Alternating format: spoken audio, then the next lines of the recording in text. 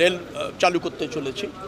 Locomotive ইতিমধ্যে প্রস্তুত আছে, আমাদের কোচ আসছে, আগামী মাসে আমরা কিছু কোচ পেয়ে যাব এবং কোচ পেলেই প্রথমেই আমরা দুটি লাইন চালু করছি, একটা হচ্ছে ঢাকা পাবনা, পরবর্তীতে ঢাকা খুলনা। তো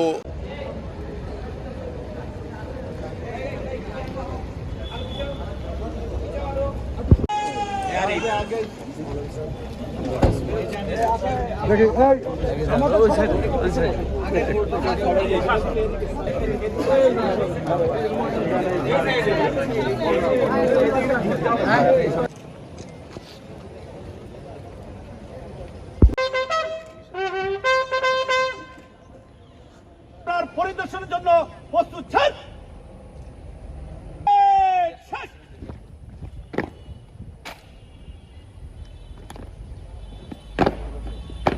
যে কয়েকজন বলছেন আরেকটা কণ্ঠবার্ত দিয়ে আবার যিনি হয়েছেন নির্বাচিত তিনিও কিন্তু পরিবহন খাতে শৃঙ্খলা ফেরাতে আন্তর্জাতিক মানের মাল্টি মডেল পদ্ধতি চালু এবং আগামী আগস্টের মধ্যেই ঢাকা পাবনা সরাসরি ট্রেন চালুর ঘোষণা দিয়েছেন সড়ক, রেল ও নৌ পরিবহন মন্ত্রী রবিউল আলম।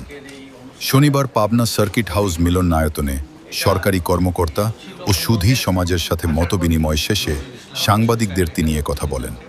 মন্ত্রী বলেন, ঢাকা পাবনা রুটের লোকোমোটিভ প্রস্তুত আছে, আগামী মাসে কোচ এলেই সরাসরি চালু হবে ট্রেন। এছাড়া ঢাকার সাথে যোগাযোগ সহজ করতে আরিচা খাসচর সড়ক প্রকল্পেরও ডিপিপি প্রণয়নের কাজ চলছে। এ সময় উপস্থিত ছিলেন সদর আসনের সংসদ সদস্য শামসুর রহমান শিমুল বিশ্বাস, পাবনা ২ আসনের সংসদ সদস্য সেলিম রেজা হাবিব, জেলা প্রশাসক আমিনুল ইসলাম ও পুলিশ সুপার শফিউল্লাহ। রবিউল আলম, সড়ক, রেল ও নৌ পরিবহন মন্ত্রী বলেন, এবং বাস্তবায়ন করবার জন্য প্রাথমিক পর্যায়ে যে সমস্ত কার্যক্রম থাকে সেটা ইতিমধ্যে চালু হয়েছে। ফিজিবিলিটি স্টাডি বলেন, একটা ডিপিপি প্রণয়ন বলেন, এগুলো তো একটা প্রকল্পের প্রাথমিক ধাপ, সেটি ইতিমধ্যে আপনার গ্রহণ করা হয়েছে এবং অনুসরণ করে চলছে। নিশ্চয়ই যেহেতু পাবনাবাসীর দাবি একটা বৃহত্তর জনস্বার্থে, সামষ্টিক স্বার্থে, ডেফিনেটলি এটা বর্তমান সরকারের অঙ্গীকার।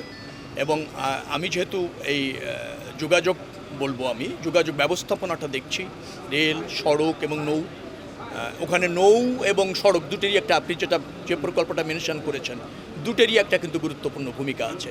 তো সেটা সমন্বয় করে ইতিমধ্যে আমরা ওটা অগ্রসর হচ্ছি।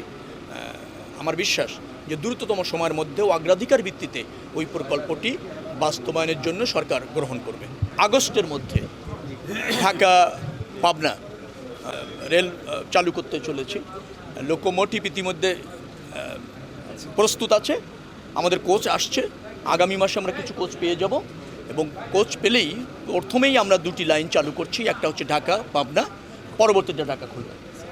তো আমি খুলনার মানুষ, আমি মনে করেছি পাবনার অগ্রাধিকারটা অনেক বেশি, কারণ সাফারিংটাও তাদের বেশি। তো নিশ্চয়ই পাবনারটা আগে হচ্ছে, তারপরে খুলনাটা চালু হচ্ছে।